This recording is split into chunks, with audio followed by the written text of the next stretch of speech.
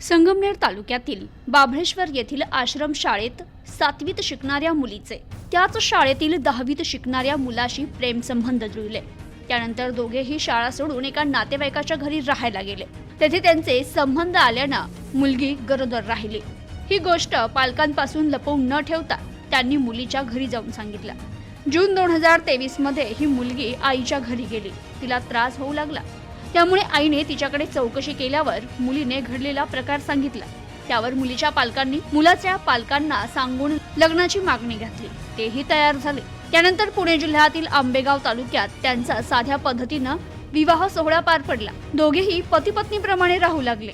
मधल्या काळात गरज पडेल तशी ती रुग्णालयात उपचारासाठी देखील जात होती। त्यावेळी तिने आपलं वय 19 सांगत असल्याने डॉक्टरांनी देखील त्यात फारसं लक्ष न घालता उपचार आणि सल्ला देत राहिले। 13 डिसेंबरला मुलीच्या पोटात दुखू लागलं, त्यामुळे तिला प्रसूतीसाठी रुग्णालयात दाखल करण्यात आलं। तिने एका मुलाला जन्म दिला। त्यावर तेथील डॉक्टरांनी मुलीच्या वयाची चौकशी केली असता ते कमी असल्याचं आढळून आलं।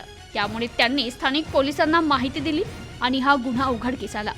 पोलिसांनी चौकशी सुरू केल्यावर दोघांनी रीतसर विवाह केल्याचं नातेवाईक सांगत होते। मात्र दोघांनी विवाह केला असला तरी दोघेही अल्पवयीन असल्याने त्याला कायद्यात आधार नाहीये। हा बालविवाह ठरतो आणि तो शेवटी गुन्हाच आहे। शिवाय मुलाविरुद्ध तिच्यावर अत्याचार केल्याचाही गुन्हा दाखल केला। पुणे ग्रामीण पोलिसांनी गुन्हा दाखल करत संगमनेर तालुक्यातील घारगाव पोलीस ठाण्यात तपासासाठी वर्ग केलाय।